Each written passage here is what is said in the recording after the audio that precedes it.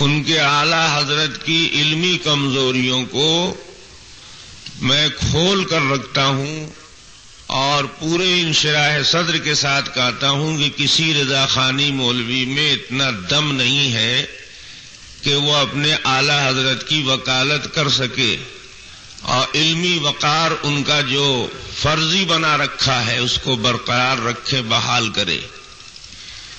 ہمالہ جیسی غلطیاں خان صاحب نے کی ہیں، اور ان کے ساتھ ساتھ جو ان کے چیلے اور جو ان کے دم چھلے لوگ تھے، جو ان کے شاگرد تھے، انہوں نے بھی ان غلطیوں میں ان کی تقلید کی ہے اور اسی روش کو اپنایا ہے۔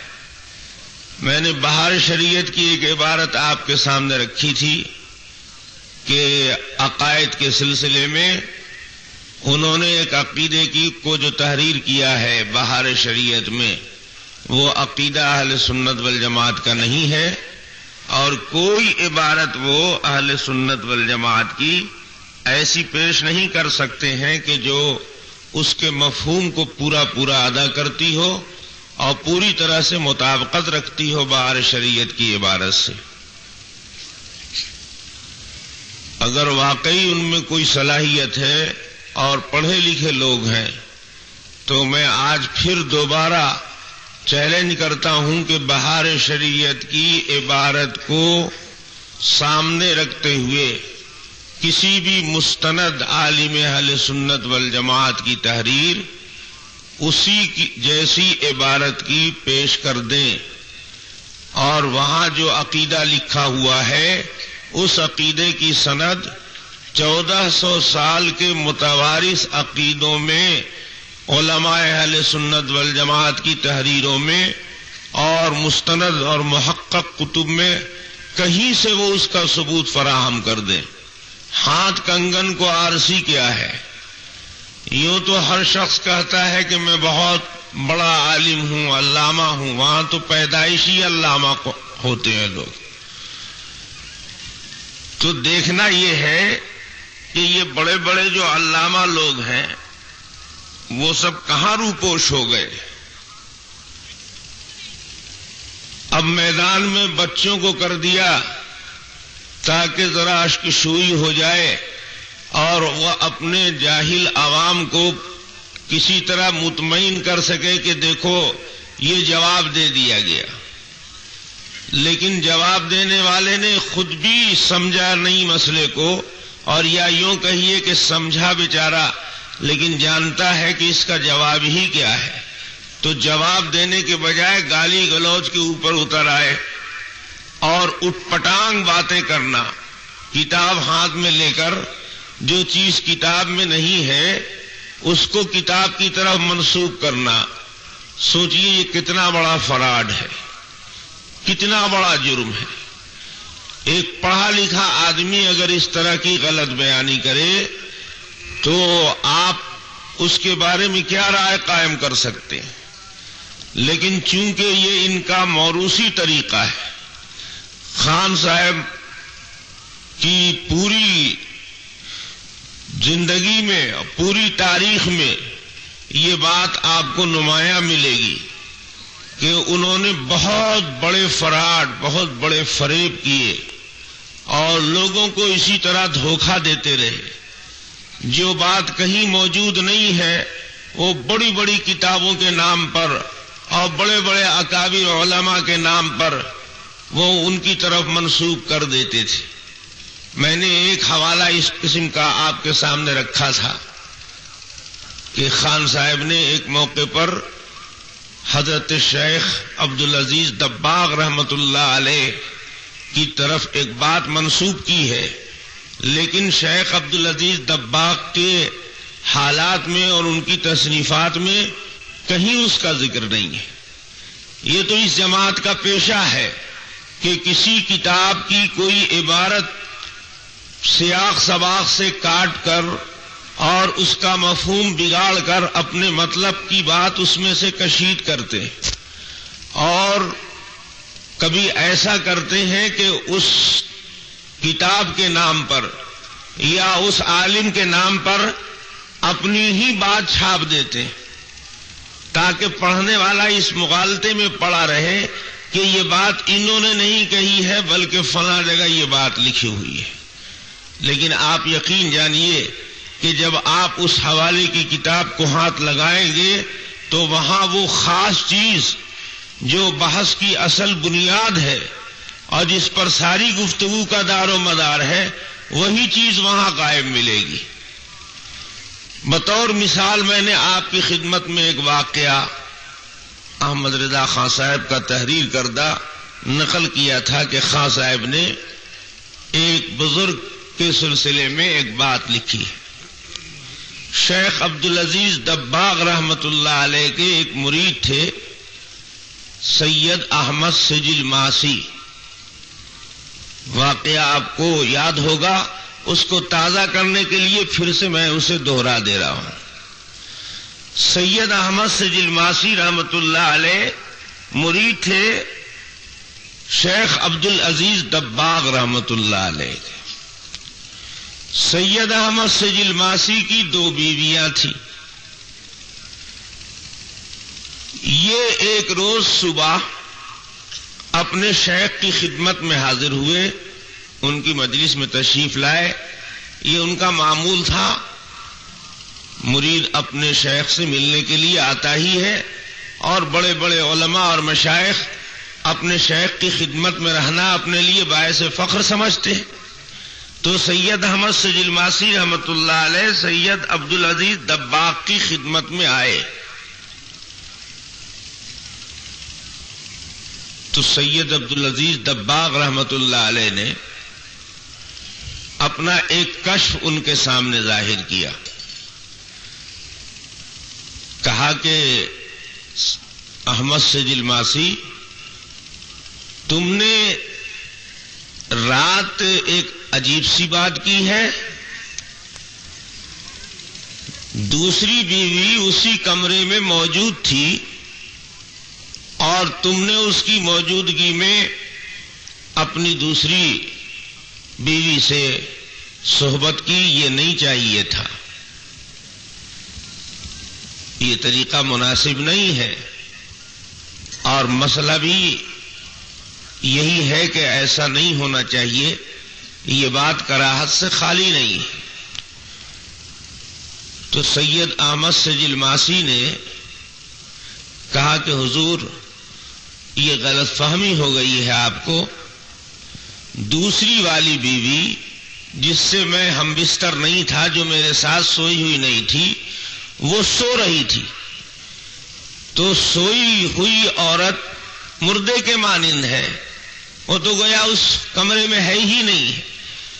سویا ہوا اور مردہ برابر، تو اس کا ہونا نہ ہونا برابر ہے. تو وہ موجود کہاں تھی، بیدار کہاں تھی؟ جب وہ جاگ نہیں رہی تھی، سوئی ہوئی تھی، بالکل غافل تھی، اسے کچھ خبر ہی نہیں کہ بغل میں کیا ہو رہا ہے. تو ایسی حالت میں اگر ہم نے ہم بستری کی تو اس میں کیا قباحت؟ تو ان کے پیر صاحب نے ایک قدم اور بڑھایا اور اپنے کشف کے صحیح ہونے کے سلسلے میں بطور ثبوت کے ایک بات اور کہی.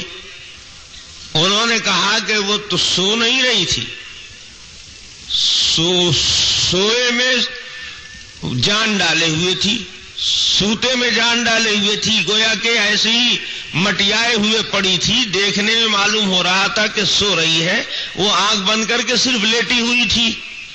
تو وہ تو بیدار ہی تھی، جاگ ہی رہی تھی.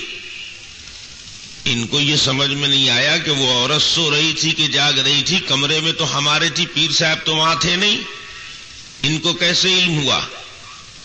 تو اس شبہے کو دور کرنے کے لیے کہ یہ بات میں کشف سے کہہ رہا ہوں، اب یہاں پر ایک سوال کیا عبدالعزیز دباغ رحمت اللہ علیہ نے کہ اچھا یہ بتاؤ کہ اس کمرے میں 2 ہی پلنگ تھے یا تیسرا بھی کوئی پلنگ تھا؟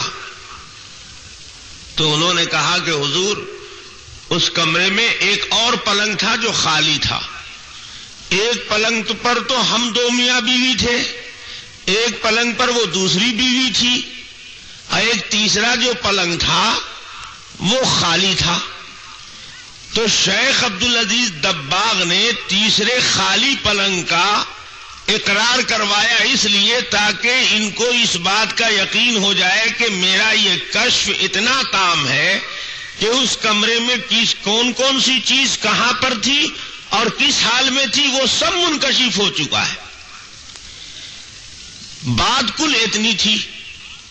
خان صاحب نے اس واقعے کو جب لکھا تو اپنے اجتہاد کے لیے اس کو ایک سند بنایا اور پہلے اس میں اپنے خاص مزاج کے ذریعے سے اور اپنی افتاد طبع کی بنیاد پر ایک اضافہ کیا.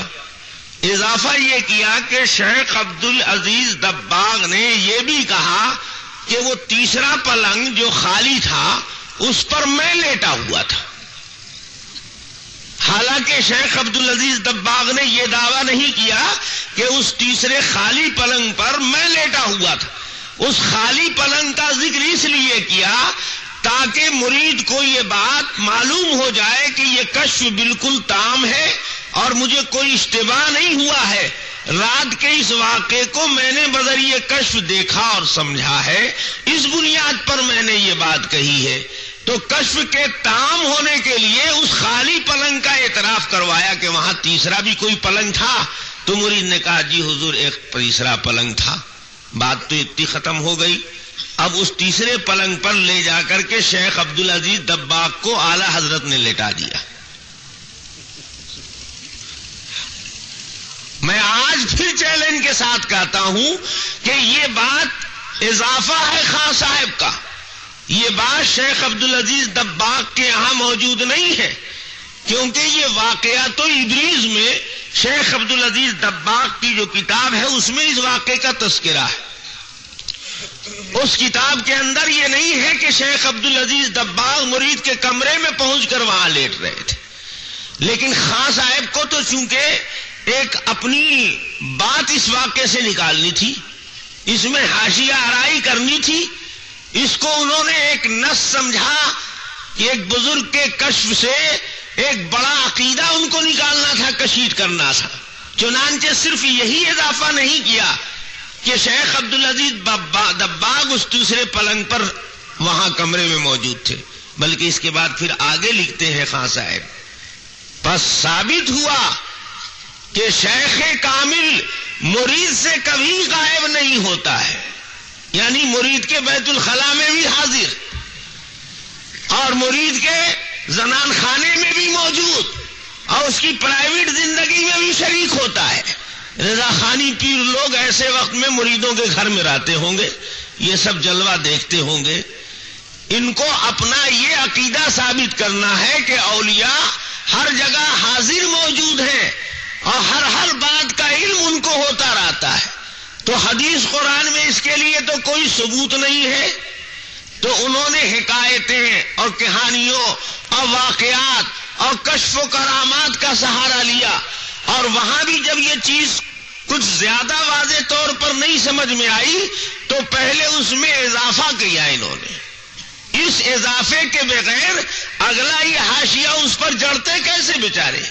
اس لیے ایک جھوٹ گڑھ کر شیخ عبدالعزیز دباغ کے سر مڑھ دیا کہ وہ اتنے بڑے ولی تھے کہ پیر صاحب وہ مرشد کامل تھے اور صاحب کشف تھے اور صاحب تصرف تھے، اور وہ راتوں کو اپنے مریدوں کے خاص حجروں میں بھی چلے جایا کرتے تھے.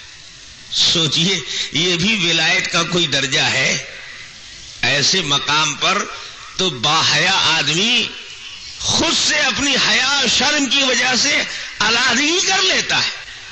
فرشتے بھی وہاں سے ہٹ جاتے ہیں. حدیث میں آتا ہے کہ فرشتے بھی ایسے وقت میں وہاں سے حیا کی وجہ سے ہٹ جاتے ہیں. یہ بے حیائی کی بات ہے کہ ایسے موقع پر دیکھے، لیکن ان کے ہاں تو یہ سب بے حیائی عام بات ہے. یہ سب ولایت ہے، کرامت ہے، بزرگی کی بات ہے. خان صاحب نے عقیدہ لکھائی ہے کہ رسول اللہ صلی اللہ علیہ وسلم اور تمام پیغمبروں کی قبر میں ان کی بیویاں پیش کی جاتی ہیں، اور بیویاں پیش کی جاتی ہیں تو وہ بیویوں کے ساتھ کوئی ذکر اللہ اور کوئی عبادت نہیں کرتے، بلکہ وہاں قبر میں شباشی کرتے ہیں، مجامعت اور ہم بستری کرتے ہیں۔ اب سوچئے ان کا یہ عقیدہ کتنا بھیانک ہے۔ خدا نہ کرے ایسا ذہن کسی مسلمان کا بنے۔ یہ کتنی گندگی اپنے اندر لیے ہوئے۔ اگر مان لیا جائے کہ رسول پاک صلی اللہ علیہ وسلم کے روضہ اطہر میں، آپ کی قبر پاک میں آپ صلی اللہ علیہ وسلم کی بیویاں پیش کی جاتی ہیں اور آپ ان کے ساتھ مصروف ہوتے ہیں، تو حضور کے حجرے میں آپ صلی اللہ علیہ وسلم کے دو خسر بھی تو موجود ہیں۔ حضرت صدیق اکبر رضی اللہ تعالی عنہ کا مزار مبارک کہاں ہے؟ اسی حجرے میں تو ہے۔ اور حضرت سیدنا فاروق اعظم رضی اللہ تعالی عنہ کی قبر کہاں ہے؟ وہ بھی تو اسی جگہ بازو میں ہے۔ تو دونوں صاحبزادیاں باری باری اللہ کے رسول کے ساتھ مصروف ہوتی ہیں، اور ان کے یہاں سب مردے سر اٹھا اٹھا کر دیکھتے ہی رہتے ہیں۔ اسی لیے انہوں نے تاکید کی ہے کہ کسی ولی کی قبر پر زیارت کے لیے جائے تو اس کو چاہیے کہ پایتے کھڑا ہو، سرہانے نہ کھڑا ہو، گردن موڑ کے دیکھنا پڑے گا نا۔ اب پایتے کھڑا ہوگا تو گردن موڑنے کی زحمت ان کو نہیں کرنی پڑے گی۔ تو ہم پوچھتے ہیں کہ آپ کے عقیدے کی روشنی میں رسول اللہ صلی اللہ علیہ وسلم تو شباشی فرما رہے ہیں بیویوں کے ساتھ، اور دونوں خسر اسی جگہ دیکھ رہے ہیں، معائنہ فرما رہے ہیں۔ یہ حیا آپ کے ہاں ہی چلتی ہوگی، اور اتنے مہذب آپ ہی کے ہاں کے لوگ ہوتے ہوں گے۔ پیارے آقا جناب محمد الرسول اللہ صلی اللہ علیہ وسلم کے بارے میں کوئی بازاری عورت بھی ایسا گندا عقیدہ نہیں رکھے گی۔ تو چونکہ ان کو اپنی بات نکالنی ہے، چاہے جس طرح نکلے، جہاں سے نکلے، گڑھ کر عبادت گڑھنی پڑ جائے، جھوٹ بولنا پڑ جائے، غلط حوالے دینے پڑ جائے، کہیں شیعہ کتاب سے مل جائے، کسی اور کتاب میں مل جائے اہل سنت والجماعت کے علاوہ، تو اس میں بھی انہیں شرم نہیں آتی۔ چنانچہ کٹک کے مناظرے میں قادری صاحب نے ایک تفسیر کا حوالہ دیا، اور جب میں نے مواخذہ کیا کہ اس تفسیر کا جو مصنف ہے وہ اہل سنت والجماعت میں سے نہیں ہے، اس کو ثابت کیجیے کہ وہ سنی العقیدہ ہے، یہ تو رافضی ہے، وہ اپنے عقیدے کے مطابق لکھ رہا ہے، اور آپ اسی عقیدے کو اپنا عقیدہ بتا رہے ہیں، تو آپ اعلان کر دیجئے کہ ہم رافضی ہیں۔ تو ہاتھ کے طوطے اڑ گئے، اور مستقل 3 دن کا ان کو موقع ملا، لیکن یہ الزام انہیں اٹھا نہیں سکے سر سے۔ وہ تو دیکھنے کا وقت ہوتا ہے جب ان پر قیامت ٹوٹتی ہے۔ یہ کہتے ہیں پیشاب کر کے بھاگ گئے اور نقاب اوڑھ کر بھاگ گئے۔ خدا نے چاہا تو کبھی وہ دن آ جائے گا، وہ دیکھ لیں گے آپ کہ کیسے بھاگا جاتا ہے۔ منہ چھپائے پھر رہے ہیں بیچارے، اور کوئی بات بنائے نہیں بن رہی ہے۔ میں نے 3 عقیدے جو ان کی کتابوں میں تحریر کیے ہوئے ہیں، ایک نہیں 3 عقیدوں کو میں نے دعوے کے ساتھ بتایا کہ یہ غلط ہے، اور تینوں میں سے ایک بھی اہل سنت والجماعت کا عقیدہ نہیں ہے، اور حوالے کے ساتھ میں نے ثابت کیا، اور آج پھر اسے دوہرا دے رہا ہوں تاکہ بات ذہن نشین رہے۔ گالی دینا کسی سوال کا جواب نہیں ہے، تو بندیاں کرنا، اٹھ پٹانگ بولنا کسی سوال کا جواب نہیں ہے، اور گمنام لونڈوں کو لگا دینا تاکہ صفائی کر دیں اور اپنے لوگوں کو کچھ سمجھا دیں، تاکہ یہ جاہل لوگ ہاتھ سے نہ نکلنے پائے، اور میرا حلوہ مانڈا برقرار رہے، دکانداری چلتی رہے۔ یہ سب پولیٹیکل چیزیں ہیں، اس کا دین سے کوئی تعلق نہیں ہے۔ اگر آپ میں دیانت ہے تو وہ شارح بخاری صاحب کہاں چھپے ہوئے ہیں؟ میدان میں آتے۔ محدث جلیل صاحب، وہ محدث جلیل جو کہلاتے ہیں، ان کو حدث اکبر کیوں ہو گیا؟ وہ کہاں چھپے ہوئے تھے؟ آتے ذرا میدان میں، ڈنکے کی چوٹ سے ثابت کرتے کہ والد بزرگوار نے جو لکھا ہے اس کی سند یہاں موجود ہے اہل سنت والجماعت کی کتابوں میں، اس کی مساوی وہ تبادل عبارت اس مفہوم کو پورا پورا ادا کرنے والی کوئی عبارت اہل سنت والجماعت کی کتابوں سے نکال کر دکھا دیتے، اٹھ پٹانگ کیوں بول رہے ہیں؟ کہاں کی اینٹ کہاں کا روڑا، بھان متی نے کھمبا جوڑا، اٹھ پٹانگ بخاری دکھا دیا۔ ارے بخاری آپ اس کو دکھائیے جو بخاری سمجھتا بھی ہو۔ آپ نے عوام کے سامنے بخاری لے لیا ہاتھ میں اور کہیں سے کوئی روایت پر یہ دیکھیے یہ لکھا ہے، ارے اس سے کیا واسطہ ہے؟ اگر بخاری میں وہ چیز لکھی ہوتی اور اگر قرآن کی کسی آیت میں اس عقیدے کا ذکر ہوتا تو صرف امجد علی صاحب کو سوچتا کہ ان کے پہلے بھی کسی کو نظر آتا، لیکن خدا کی قسم پورے انشراح صدر کے ساتھ اور چیلنج کے ساتھ کہتا ہوں کہ بہار شریعت میں جو کچھ لکھا ہے عقیدہ انہوں نے، وہ 1400 سال کی اہل سنت والجماعت کی مستند تصنیفات میں کہیں وہ چیز نہیں ملے گی، اور اگر ہے اور کسی آیت سے وہ معاملہ حل ہو سکتا ہے اور کسی تفسیر میں وہ بات مل سکتی ہے اور علم کلام کی کسی کتاب میں اس کا ذکر ہے تو آپ وہ حوالہ دکھا دیجئے اور اس کے بعد پیش کیجئے کہ دیکھیے فلاں بزرگ نے فلاں محقق عالم نے یہ عقیدہ لکھا ہے اور یہی عقیدہ بہار شریعت میں ہے، اور تب دلیل میں ذرا روایت پیش کیجئے تو ہم جانے، تب بات سمجھ میں آئے گی کہ ہاں یہ عقیدہ اس آیت سے ثابت بھی ہوتا ہے۔ لیکن اللہ مغفرت فرمائے ہمارے علامہ نور محمد خان صاحب تانوی رحمت اللہ علیہ کی، اللہ ان کی قبر کو نور سے بھر دے، وہ فرماتے تھے کہ پیارے تمہیں معلوم نہیں ہے کہ یہ قافلہ مادرزاد یتیموں کا ہے اور عقل اور علم سے پیدل واقع ہوئے ہیں، ان کے ہاں دعوے اور دلیل میں مطابقت کی ضرورت نہیں ہے، ان کے دعوے اور ان کے دلیل کا حال یہ ہے کہ کسی نے دعویٰ کیا کہ دنیا گول ہے، پوچھا گیا کیا دلیل، اس نے کہا چاول سفید ہے۔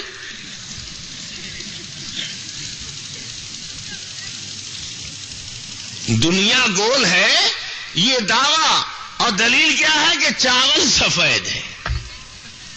اب آپ سوچتے رہیے، ملاتے رہیے کڑی سے کڑی، قیامت کی صبح تک یہ دعویٰ دلیل یہ دونوں مطابقت نہیں پیدا ہو سکتی، اس میں میل نہیں کھاتے۔